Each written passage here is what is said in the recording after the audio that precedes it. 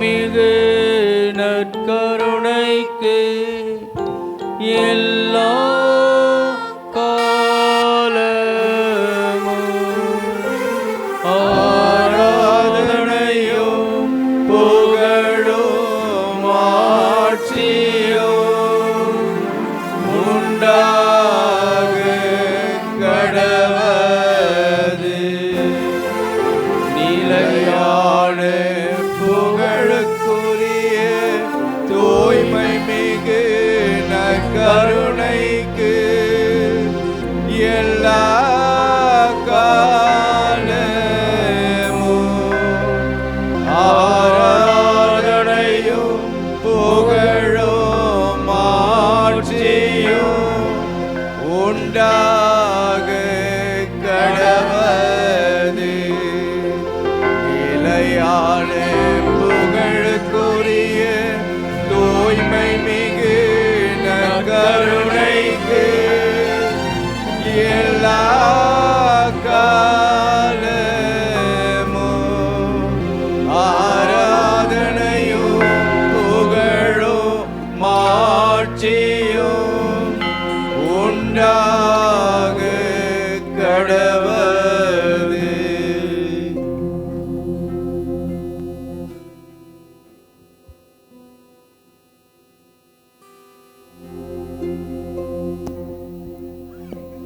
Praise the Lord.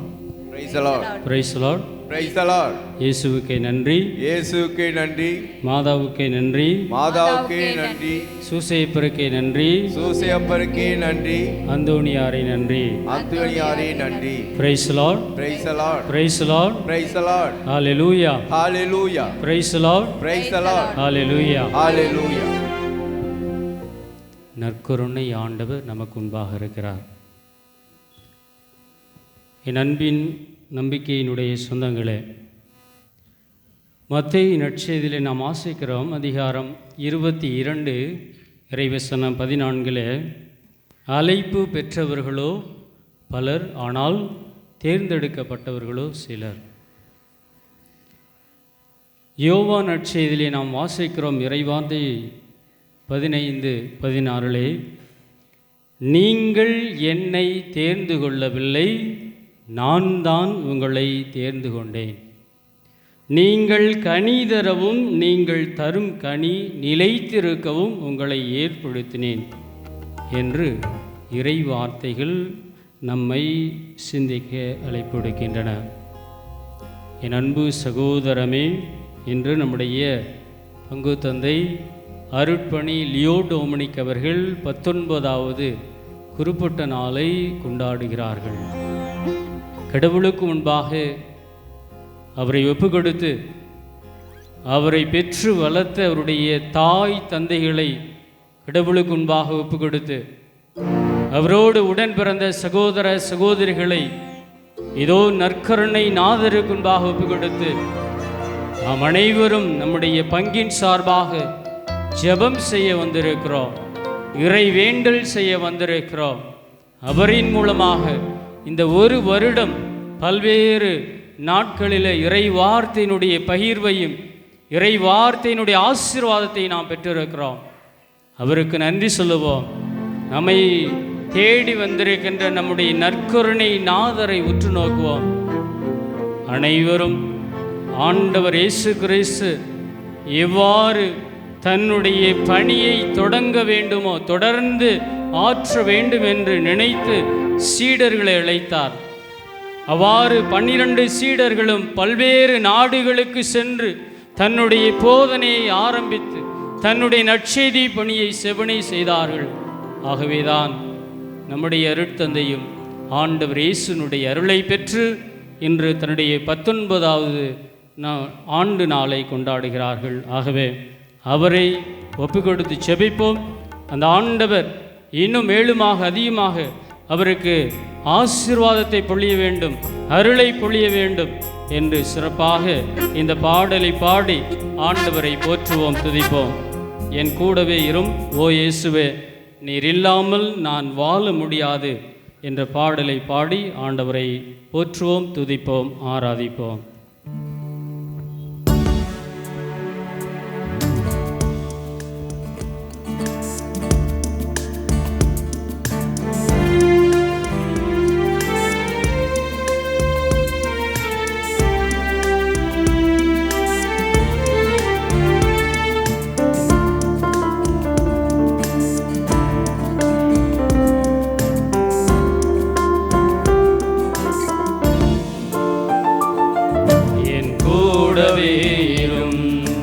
ஓ இயேசுவே, நீர் இல்லாமல் நான் வாழ முடியாது. பாடுவோம்.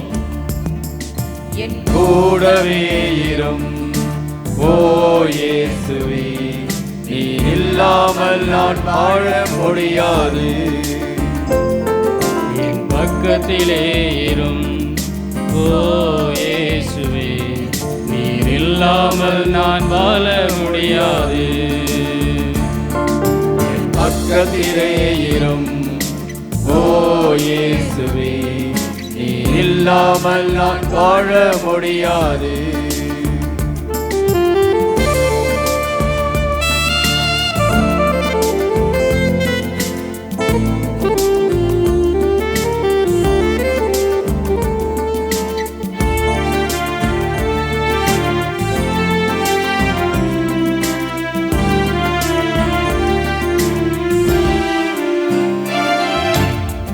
இருளான வாழ்க்கையிலே வெளிச்சமானிரே, உயிரற்ற வாழ்க்கையிலே ஜீவனானிரே.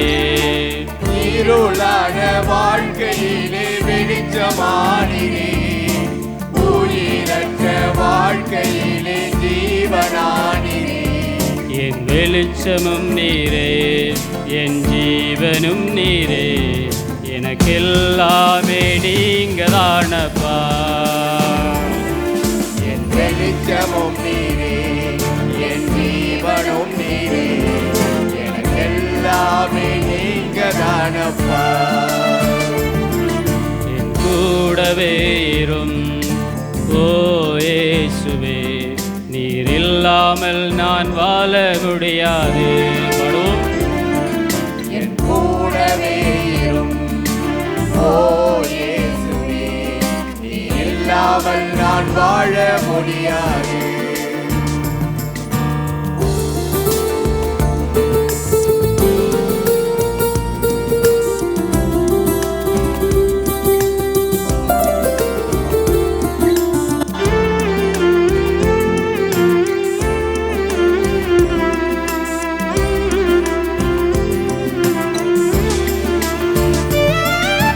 கண்ணி சிந்தும் நேரத்தில் நீ தாயுமானிரே, காயப்பட்ட நேரத்தில் நீ தகப்பனானிரே. கண்ணீர் சிந்தும் நேரத்தில் நீ தாயுமானிரே, காயப்பட்ட நேரத்தில் நீ தகப்பனானிரே. என் அம்மாவும் நீரே, என் அப்பாவும் நீரே, எனக்கெல்லாமே நீங்க தானப்பா. என் அம்மாவும் நீரே, என் அப்பாவும் நீரே, எனக்கெல்லாமே நீங்க தானப்பா. என் கூடவே இரும் ஓ இயேசுவே, நீர் இல்லாமல் நான் வாழ முடியாது. என் கூடவே இரும் ஓ இயேசுவே, நீர் இல்லாமல் நான் வாழ முடியாது. என் கூடவே இரும் ஓ இயேசுவே, நீர் இல்லாமல் நான் வாழ முடியாது.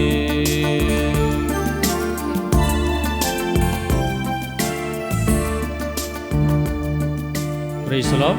Praise the Lord. Hallelujah. Hallelujah. Praise the Lord. Praise the Lord. இயேசு கிறிஸ்துவில் பிரியமானவர்களே, இன்றைய நம்முடைய சிந்தனைக்காக அழைப்பை பற்றி உங்களோடு பகிர்ந்து கொள்ள ஆசைப்படுகிறேன். நம்முடைய ஊரில் எத்தனை பேர் சாமியாராக இருக்காங்க? ஒரு பதிலையும் காணோம், எல்லாம் சைலண்ட், ரொம்ப அமைதியாக இருக்குது. 3 பேர், 3 பேர், 3000 பேர் இருக்கிற ஊரில் 3 சாமியார். இயேசு கிறிஸ்துவில் பிரியமானவர்களே, தொடக்க நூல் அதிகாரம் 12 இறை வசனம் 1 முதல் 4 முடிய உள்ள வசனங்களை வாசித்தோம் என்றால் யாரை பற்றிய அழைப்பை நாம் பார்க்கலாம். தொடக்க நூல் அதிகாரம் 12 இறை வசனம் 1 முதல் 4 முடிய எடுங்க. ஆண்டவர் ஆபிரகாமை நோக்கி, உன் நாட்டிலிருந்தும் உன் இனத்தவரிடமிருந்தும் உன் தந்தை வீட்டிலிருந்தும் புறப்பட்டு நான் உனக்கு காண்பிக்கும் நாட்டிற்கு செல். சாதாரணமாக நம்ம ஊரை விட்டு வெளி ஊருக்கு போய் வேலை செய்யணும்னாவே முக்கால்வாசி பேருக்கு வலிக்கும் இல்லையா? அவ்வாறு இருக்கின்ற பொழுது இறைவார்த்தை என்ன சொல்லுகிறது? மிக அழகாக ஆண்டவர் யாருக்கு கட்டளையிடுகிறார்? ஆபிரகாமுக்கு சொல்லுகிறார், ஆபிரகாமே, நீ எங்கிருந்து எங்கே போகணுமா? உன்னுடைய நாட்டிலிருந்தும் உன்னுடைய இனத்தவர்னா யார்? ஒவ்வொரு ஊருக்கும் ஒரு இனம் இருக்குது, ஒவ்வொரு ஊருக்கும் ஒரு குலம் இருக்குது, ஒவ்வொரு ஊருக்கும் ஒரு ஜாதி இருக்குது. அவ்வாறு அந்த இனத்தவரிடமிருந்தும் உன்னுடைய தந்தை வீட்டிலிருந்தும் நீங்கள் என்ன செய்யணுமா? நான் உனக்கு காண்பிக்கின்ற அந்த நாட்டுக்கு செல் என்று ஆண்டவர் அன்று யாரை பார்த்து கட்டளையிடுகிறார்? ஆபிரகாமை பார்த்து கட்டளையிடுகிறார். அதுக்கு அடுத்து என்ன நடக்குது? இரண்டாவது, நீ இவ்வாறு செய்தீர் என்றால் உன்னை நான் பெரிய இனமாக்குவேன், உனக்கு ஆசி வழங்குவேன், உன்னுடைய பெயரை நான் சிறப்புற செய்வேன், நீயே ஆசியாக விளங்குவாய் என்று ஆண்டவர் யாருக்கு சொல்லுகிறார்? ஆபிரகாமை பார்த்து சொல்லுகிறார். அதுக்கு அடுத்து மூணாவதுல என்ன சொல்கிறாரு? உனக்கு ஆசி கூறுவோருக்கு நான் ஆசி கூறுவேன், யாரையெல்லாம் அவர் ஆசீர்வதிக்கிறாரோ அவர்களெல்லாம் ஆசீர்வதிக்கப்படுவார்கள். அதுதான் அர்த்தம். அடுத்து, உன்னை சபிப்போரை நானும் சபிப்பேன். நல்லா தெரிஞ்சுக்கங்க, அருட்பணியாளர்களை யாரெல்லாம் சபிக்கிறோமோ அவர்கள் ஆண்டவரை சபிக்கிறார்கள். Praise the Lord, hallelujah, hallelujah, praise the Lord, praise the Lord. அடுத்து, உன் வழியாக மண்ணுலகினுடைய மக்கள் இனங்கள் அனைத்தும் ஆசி பெறுக. அப்போ நமக்கு ஆசீர்வாதம் யார் மூலமாக கிடைக்கிறது? ஆண்டவருடைய அழைப்பு பெற்றவர்கள் மூலமாக தான் ஆசீர்வாதம் கிடைக்கிறது. அந்த அழைப்பை முதலிலே பெற்றவர் யார்? ஆபிரகாம். 2, மோசேயினுடைய அழைப்பை பற்றி சிந்திப்போம். விடுதலை பயண நூல் அதிகாரம் 3, விடுதலை பயண நூல் அதிகாரம் 3 இறைவசனம் 1 முதல் 4 முடிய உள்ள இறைவசனங்களை வாசிப்போம். மோசே மிதியானினுடைய அர்ச்சகராகிய தம் மாமனார் இத்திரோவினுடைய ஆட்டு மந்தையை மேய்த்து வந்தார். எதை மேய்ச்சிட்டு இருந்தார்? நீங்களாம் ஆடு மேய்க்கிறதுக்கு விருப்பமாக இருக்கா? நமக்கெல்லாம் ஆடு மேய்க்கிறதுக்கெலாம் ரொம்ப அசிங்கம், கேவலம் அப்படின்னு நினப்போம். ஆனால் ஆட்டுக்கறி நல்லா குழக்குன்னு சாப்பிடுவோம் இல்லையா? அதுதான் நம்முடைய உண்மை. ஆனால் ஆண்டவர் யாரை தேர்ந்தெடுக்கிறார்? ஆடு மேய்க்கிற மோசேவை தேர்ந்தெடுக்கிறார். அவருடைய மாமனாருடைய ஆட்டு மந்தைகளை அவர் மேய்த்து கொண்டிருக்கிறார். அப்பொழுது கடவுள் அவரை அழைக்கிறார், மோசேவே. 2வது, அப்போது ஆண்டவருடைய தூதர் ஒரு முட்புதரின் நடுவே தீப்பிழம்பில் அவருக்கு தோன்றினார். அவர் பார்த்தபோது முட்புதர் நெருப்பால் எரிந்து கொண்டிருந்தது. ஆனால் அம்முட்புதர் தீந்து போகவில்லை. இப்போ நம்ம ஊரில் நிறையா டைல்ஸ் போட்டப்போ அந்த பேப்பர்லாம் நிறைய கிடந்துச்சு, எடுத்து எரிய போட்டோம், எல்லாம் சாம்பலாக போச்சு, ஒன்றுமே இல்லை. ஆனால் இங்கே என்ன சொல்லுது இறைவார்த்தை? அந்த முட்புதர் எல்லாமே எரிஞ்சிச்சான், ஆனால் என்ன போகவில்லையாம்? தீந்து போகவில்லையாம். ஆக எதற்காக இந்த முட்புதர் அந்த நேரத்தில் எரியப்பட்டிருக்குன்னா, அதுக்கு அடுத்து 3வது, ஏன் முட்புதர் தீந்து போகவில்லை? வாசிங்க. இந்த மாபெரும் காட்சியை பார்ப்பதற்காக நான் அப்பக்கமாக செல்வேன் என்று மோசே கூறிக்கொண்டார். அதுக்கடுத்து 4வது வரியில் வாசிங்க. ஆண்டவர் மோசேயை அழைத்ததை மிக அழகாக சொல்லியிருப்பார். அவ்வாறே பார்ப்பதற்காக அவர் அணுகி வருவதை ஆண்டவர் கண்டார். எதை பார்ப்பதற்காக? அந்த முட்புதர் எரிகிறத பார்ப்பதற்காகவே அந்த முட்புதருக்கு பக்கத்தில் வர்றார். யார்? மோசே. அப்போ என்ன நடக்குது அங்கே 4ல்? மோசே மோசே என்று சொல்லி கடவுள் முட்புதரின் நடுவிலிருந்து அவரை அழைக்க அவர் இதோ நான் வருகிறேன் என்று மோசேயை கடவுள் அழைக்கிறார். அழைத்த கடவுள் அவர் உடனே நான் வரேன் ஆண்டவரே என்று சொல்லி அவரை ஏற்றுக்கொள்கிறார். அதுக்கடுத்து அவ்வாறு அவர் இங்கே அணுகி வராதே, உன் பாதங்களிலிருந்து மிதியடிகளை அகற்றிவிடு, ஏனெனில் நீ நின்று கொண்டிருக்கின்ற இந்த இடம் புனிதமான நிலம் என்று சொல்கின்றார். என் அன்பு சொந்தங்களே, முதலில் யாருடைய அழைப்பை பற்றி பார்த்தோம்? இரண்டாவது யாருடைய அழைப்பை பற்றி பார்த்தோம்? மோசே. மூன்றாவது எரேமியாவினுடைய அழைப்பை பற்றி நாம் பார்ப்போம்.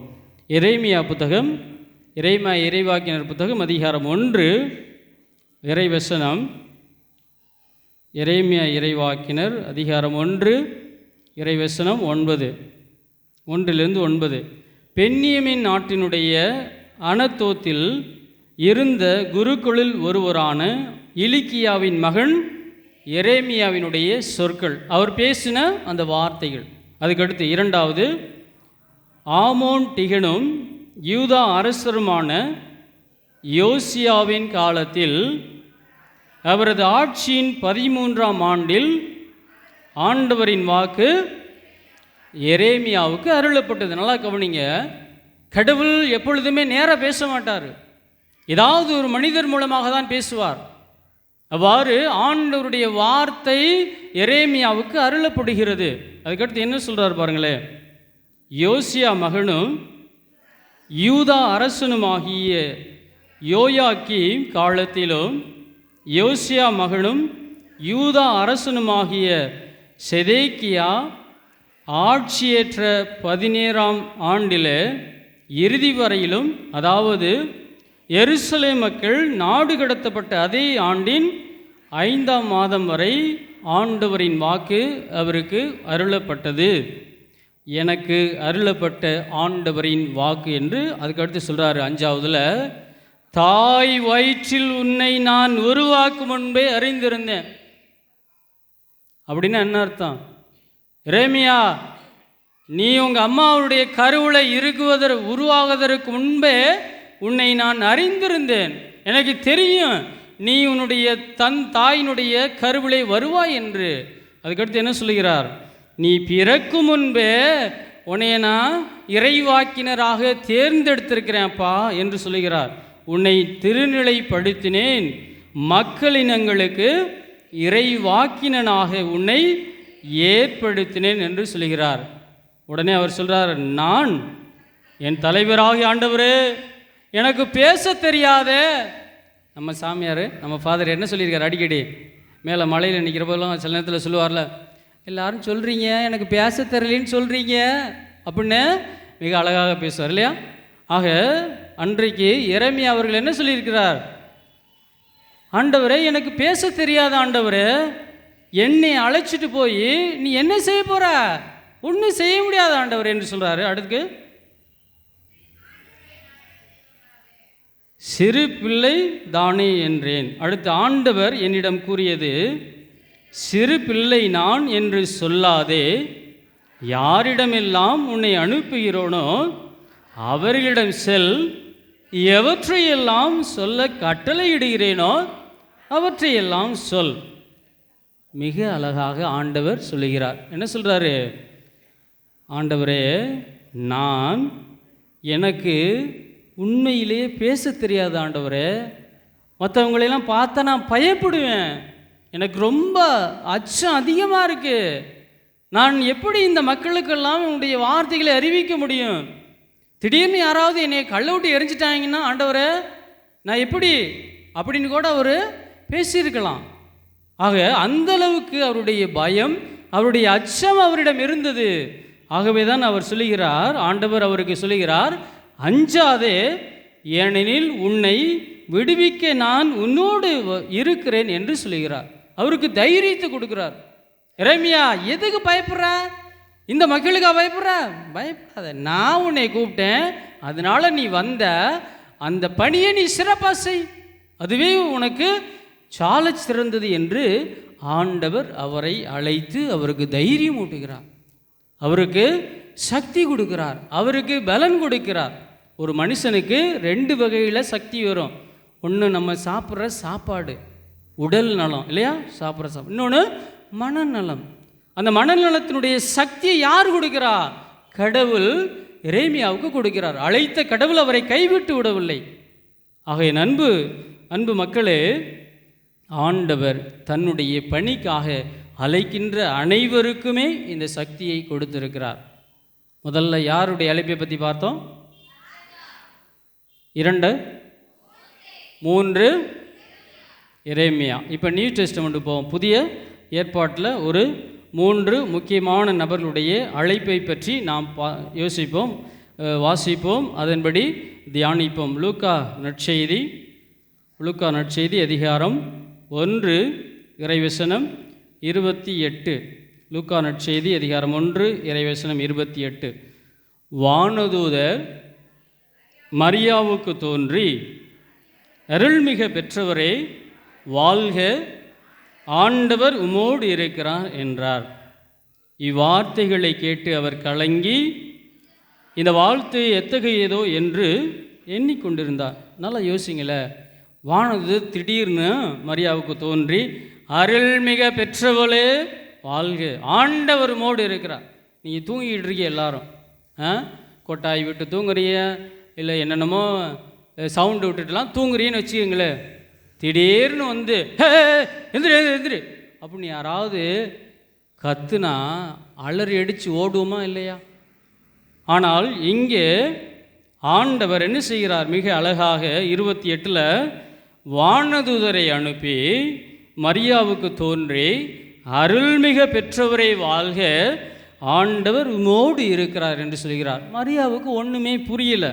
அடுத்து 29 வாசிக்கிறோம். இவ்வார்த்தைகளை கேட்டு அவர் கலங்கி, இந்த வாழ்த்து எத்தகையதோ, ஐயையோ இது நல்லதோ இது கெட்டதோ இல்லை தீயதோ, எப்படி வரப்போதோ, ஐயையோ நான் பாஸ் ஆவேனா, எக்ஸாம்லாம் எழுதி முடிச்சிட்டேனே, எத்தனை மார்க் வரும்? நிறைய பேருக்கு ஒரு சந்தேகம். நிறைய மார்க் வாங்கினேன்னு எங்கள் அம்மாட்ட சொல்லியிருக்கேன், நான் நிச்சயமாக ஃபஸ்ட்டு ரேங்க் வாங்குவேன்னு எங்கள் அம்மாட்ட சொல்லியிருக்கேன், நீட்டில் பாஸ் ஆயிடுவேன்னு எங்கள் அம்மாட்ட சொல்லியிருக்கேன், ஆயிடுவேனா என்று ஒரு கலக்கம் வரும் இல்லையா? அதை போல மரியாவுக்கு மிகப்பெரிய ஒரு கலக்கம் இருந்தது. 30 வாசிக்கிறோம். வானதூதர் அவரை பார்த்து, மரியா அஞ்ச வேண்டாம், கடவுளின் அருளை கண்டடைந்துள்ளீர். இதுதான் மரியாவுக்கு ஆண்டவர் கொடுத்த அழைப்பு. என் அன்பு சொந்தங்களே, மரியாவையும் கடவுள் தேர்ந்தெடுத்து அழைக்கிறார். உன்னுடைய அழைப்பு, நீ ஒரு மகனை பெற்றெடுக்க வேண்டும், அவருக்கு இயேசு என பெயரிட வேண்டும் என்று மரியாவை கடவுள் அழைத்தார். இரண்டாவதாக நாம் மத்தேயு நற்செய்தி அதிகாரம் 1 இறைவசனம் 18 21 முடிய உள்ள வசனங்களை வாசிக்கின்ற பொழுது யாரை ஆண்டவர் அழைக்கிறார் என்றால் யோசேப்பு. 18 21 இயேசு கிறிஸ்துனுடைய பிறப்பை ஒட்டிய நிகழ்ச்சிகள். அவருடைய தாய் மரியாவுக்கும் யோசேப்புக்கும் திருமண ஒப்பந்தம் செய்யப்பட்டிருந்தது. அவர்கள் கூடி வாழும் முன் மரியா கருவுற்றிருந்தது தெரிய வந்தது. அவர் தூய ஆவியால் கருவுற்றிருந்தார். அவர் கணவர் யோசேப்பு நேர்மையாளர். அவர் மரியாவை இகழ்ச்சிக்கு உள்ளாக்க விரும்பாமல் மறைவாக விலக்கிவிட திட்டமிடுகிறார். என் அன்பு சொந்தங்களே, ஆண்டவர் யாரை அழைக்கிறார்? யோசேப்பை அழைக்கிறார். அந்த யோசேப்புக்கு ஒரு அழைப்பு. அந்த அழைப்பில் மிக அழகாக ஆண்டவர் சொல்லுகிறார். ஆண்டவர் சொன்ன அந்த வார்த்தை என்ன? உன்னுடைய மனைவி தூய ஆவியால் என்ன செய்யப்படுகிறார்? கருவுற்று இருக்கிறார். வேறு எந்த ஒரு பாவத்தினால் அல்ல, மாறாக தூய ஆவியால் கருவுற்று இருக்கிறார். அவருடைய கணவர் யாராம்? யோசேப்பு. அவர் நேர்மையாளராம். ஆனால் அந்த மனுஷன் என்ன செஞ்சிருக்காரு?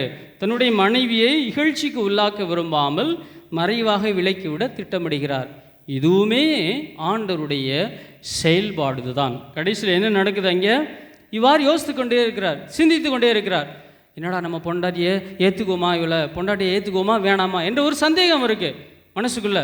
நிறைய பேர் நம்முடைய குடும்பங்கள் அப்படி தானே, சந்தேகம்னு ஒன்று வந்துருச்சுன்னு வச்சுக்கோங்களேன், அவ்வளவுதான், இவளை நம்மளை ஏற்றுக்கணுமா வேணாமா என்ற மிகப்பெரிய ஒரு பாகுபாடு கணவன் மனைவிக்குள்ளே வந்துடும். ஆக வந்துருச்சுன்னா அதை நாம் சரி செய்ய வேண்டும். அவ்வாறு இவர் யோசித்து கொண்டிருக்கின்ற பொழுது மீண்டுமாக அதே ஆண்டவருடைய தூதர் யாருக்கு கனவில் தோன்றி? யோசேப்புக்கு தோன்றார். முன்னாடி யாருக்கு தோன்றினாங்க? மரியாமாவுக்கு தோன்றினாங்க. இப்போ யாருக்கு தோன்றாங்க? அதே வானதூதர் யோசேப்புக்கு தோன்றி, தாவீதின் மகனே, உன் மனைவி மரியாவை ஏற்றுக்கொள்ள அஞ்ச வேண்டாம், ஏனெனில் அவர் கருவுற்றிருப்பது தூய ஆவியால் தான். முன்னாடி அம்மாட்ட எப்படி சொன்னாங்களோ அதே மாதிரி இப்போ யோசேப்புட்ட சொல்லி அவர் இருவரையுமே அழைக்கிறார் ஆண்டவர். அழைத்த கடவுள் அவர்களுக்கு எவ்வளவோ துன்பம் இருந்துச்சு, ஆனால் கடைசி வரை அவர்களை கைவிட்டு விடவில்லை. அவருடைய பிள்ளைக்கு பிறக்கிறதுக்கு இடமே இல்லைங்க. உங்களுக்கு எத்தனை ஹாஸ்பிட்டல் தூக்கிட்டு போறீங்க? கவர்மெண்ட் ஹாஸ்பிட்டல்லாம் போகக்கூடாது, ஒழுங்காக பார்க்க மாட்றாங்க என்று நம்ம என்ன செய்கிறோம்? 50,000 செலவழித்தாலும் சரி, 1 லட்சம் செலவழித்தாலும் சரி, 2 லட்சம் செலவழித்தாலும் சரி, நல்ல ஹாஸ்பிட்டலில் கொண்டு போய் பார்க்கண்டா, தெரியா பொண்டாட்டிக்கு எதுவும் வந்துடக்கூடாது என்று நமக்கு எப்படிப்பட்ட எண்ணம் இருக்குது? நல்ல ஹாஸ்பிட்டலில் கொண்டு போய் பார்க்கணும். அன்னைக்கு இயேசு கிறிஸ்து பிறப்பதற்கு கூட ஒரு சரியான இடமே இல்லை. அவ்வளவு துன்பப்பட்டு தான் இயேசு கிறிஸ்துவை பெற்றெடுத்தார்களே அன்பு சகோதர சகோதரிகளே. ஆக மரியாவும் அழைக்கப்பட்டுள்ளார், யோசேப்பும் அழைக்கப்பட்டுள்ளார். ஆக இன்று நம்முடைய அருட்பணி லியோ டொமினிக் அவர்களும் இந்த வகையிலே அழைக்கப்பட்டுள்ளார். ஆக அவருடைய அந்த அழைப்பை நாம் யோசிக்கின்ற பொழுது எனக்கு 15-16 வருடமாக அவரோடு பழக்கம். நான் முதல் வருஷம் தியாலஜி படிக்க ஆரம்பிக்கிறதுலேருந்து அவரோடு பழக்கம். ஆக அப்பிலிருந்து இன்று வரை நான் பல்வேறு அவருடைய செயல்பாடுகளை பார்த்திருக்கிறேன். அப்பயே பாட்டு பாடுவார். அப்போ ஆரம்பித்த பாட்டு மெதுவாக பாடினாரான்னு தெரியல. இன்றைக்கெலாம் வேறு லெவலில், இன்றைக்கி வேறு லெவலில் போயிட்டார். யூடியூப் திறந்து பார்த்தீங்கன்னா தெரியும், அவருடைய அந்த சாங் சப்ஸ்கிரிப்ஷனுக்கே 5000-6000 பேருன்னு போயிட்டுருக்கு. ஆக அந்த அளவுக்கு கடவுள் அவரை பயன்படுத்தி இருக்கிறார். கடவுள் அவர் திறமையை கண்டறிந்திருக்கிறார். ஆனால் அந்த திறமையை அவருக்கு வெளிப்படுத்தியிருக்கிறார். ஆக அன்பு சொந்தங்களே, கடவுள் ஒவ்வொருவரையும் சிறப்பாக அழைப்பார். அந்த அழைத்தினுடைய பணியை அவர்களுக்கு கொடுப்பார். அந்த அழைப்பின் மூலமாக தான் மக்களுக்கு ஆசீர்வாதம் என்பதை நாம் மோசே வழியாக கற்பிக்கப்பட்டோம், ஆபிரகாம் வழியாக கற்பிக்கப்பட்டோம், எரேமியா இறைவாக்கினர் வழியாக கற்பிக்கப்பட்டோம். அந்த அழைப்பின் மூலமாக தான் யாருக்கு ஆசீர்வாதம் கிடைக்கும்? நம் அனைவருக்குமே ஆசீர்வாதம். ஆக அன்பு சொந்தங்கள் அனைவரும் கண்களை மூடுவோம். இயேசு கொடுத்த இந்த அற்புதமான அழைப்பை நம்முடைய அருட்தந்தை அவர்கள் பெற்றிருக்கிறார்கள். அவருடைய பெற்றோருக்கு நன்றி சொல்லுவோம். அவருடைய உடன் பிறந்தவர்களுக்கு நன்றி சொல்லுவோம். அவர் வேலை செய்த பங்கில் இருக்கின்ற அனைத்து குடும்பங்களுக்கு நன்றி சொல்லுவோம். நாம் அனைவரும் இரத்த கோட்டைக்குள்ளே நான் நுழைந்து விட்டேன், இனி எதுவும் அணுகாது, எந்த தீங்கும் தீண்டாது என்ற பாடலை கைதட்டி அனைவரும் உற்சாகமாய் ஆர்வமாய் ஆண்டவருடைய ஆசீர்வாதத்தை நான் பெற வேண்டும், அதற்காக தான் ஆண்டவரே உன்னை நோக்கி வந்திருக்கிறேன் என்று ஆண்டவரை நோக்கி கைகளை தட்டி பாடலை பாடி துதிப்போம், ஆராதிப்போம்.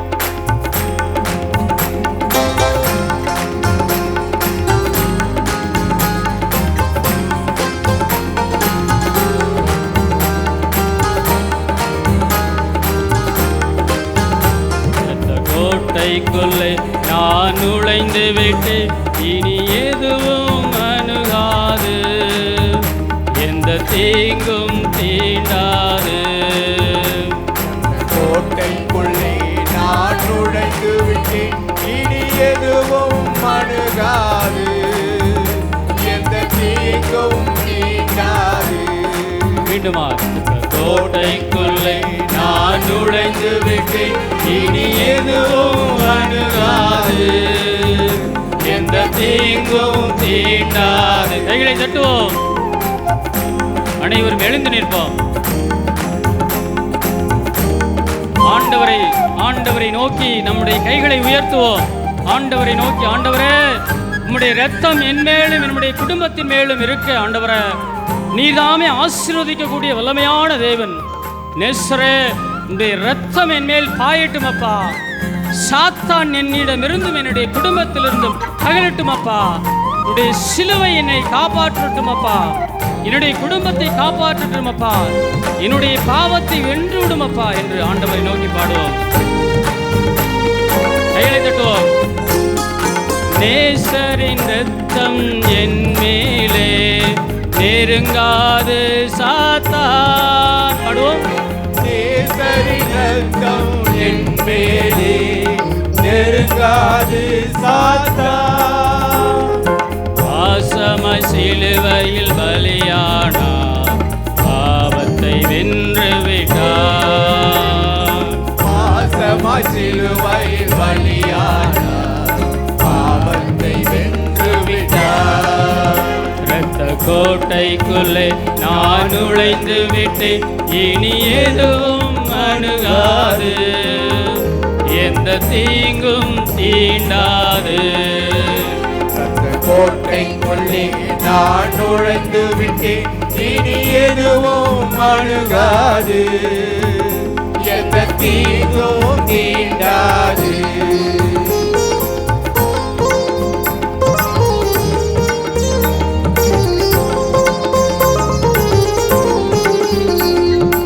இம்மட்டும் உதவின எபினேசரே, இனியும் காத்திடுவார். இம்மட்டும் உதவின எபினேசரே, இனியும் காத்திடுவார். உலகிலே இருக்கும் அவனை விட என் தேவன் பெரியவரே. உலகிலே இருக்கும் அவனை விட என் தேவன் பெரியவரே.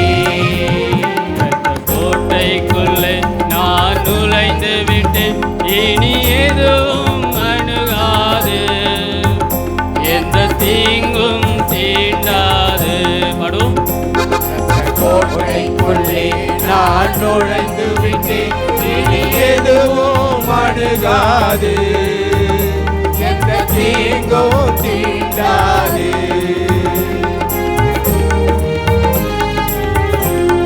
இயேசுவே, ஆண்டவரே, இதோ உம்மை நோக்கி வந்திருக்கிறப்பா தகப்பனே, என்னை ஆசீர்வதியும், என்னுடைய குடும்பத்தை ஆசீர்வதியும். ஆண்டவரே, உம்முடைய அழைப்பை பெற்ற அனைத்து குருக்களின் வழியாக ஆண்டவரே என்னை ஆசீர்வதித்தீர அப்பா. போதாது உம்முடைய ஆசீர்வாதம் இதோ இந்த நாளில் இன்னுமாய் அதிகமாய் உடைய ஆசீர்வாதத்தை பொழியும் அப்பா. உம்முடைய ஆசீர்வாதத்தை ஆண்டவரை எவ்வாறு என்று ஆபிரகாமுக்கும் மோசேக்கும் ஆண்டவரை தந்தீர், அதை போல இதோ நாங்களுக்கு பெற்றுக்கொள்ளும்படியாக செபிக்கிறோம் அப்பா. இயேசுவே, எங்களை வழிநடத்தியருளும், எங்களை ஆசீர்வதித்தருளும் இயேசுவே என்று ஆண்டவரை நோக்கி, தாய் தன்னுடைய பிள்ளையை மறந்தாலும் மறவாத என் நேசரை என்று பாடுவோம்.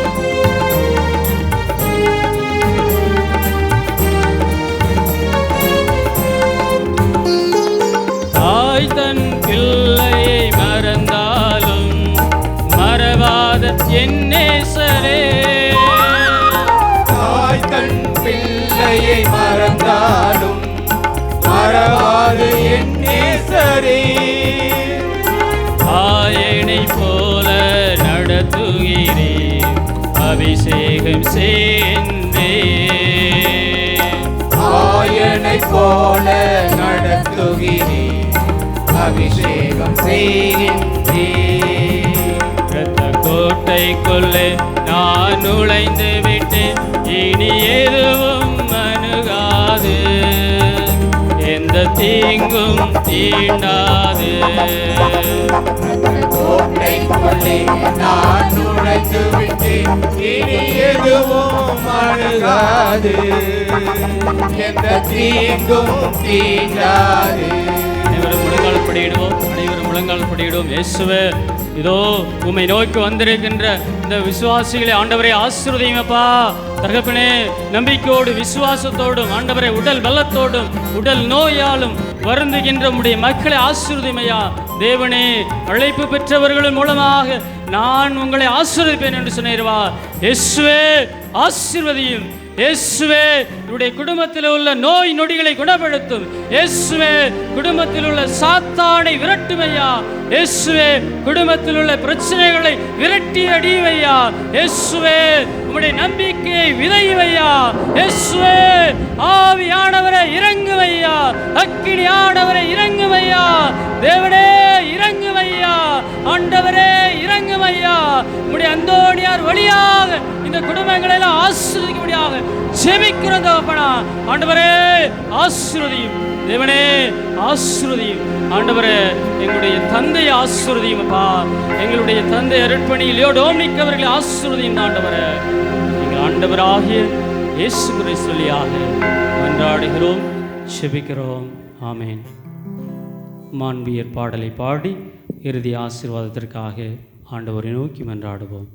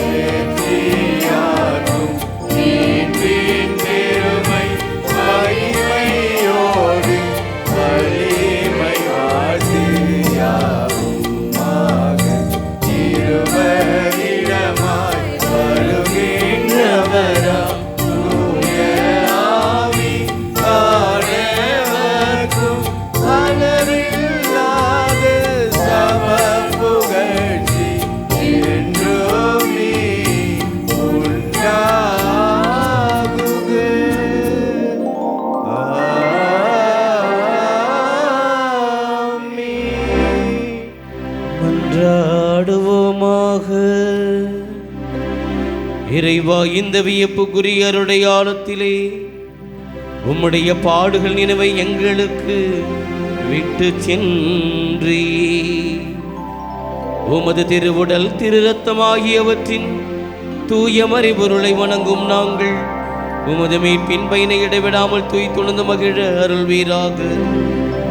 தந்தையாக இறைவனோடு தூய ஆவியாரின் ஒன்றிப்பில் இறைவனாய் என்றென்றும் வாழ்ந்து ஆட்சி செய்கின்ற உம்மை மன்றாடுகிறோம். ஆமென்.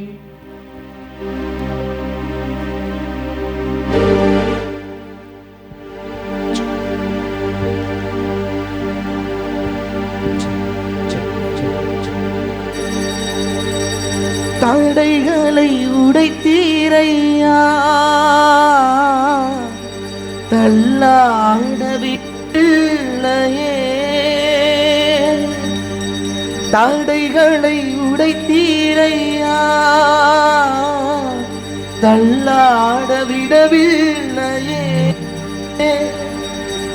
சோர்ந்து போன நேரம் எல்லாம் என்னை சுமந்து வாக்கு தந்து தேற்றினீரே. நன்றி நன்றி ஐயா, கோடி கோடி நன்றி ஐயா.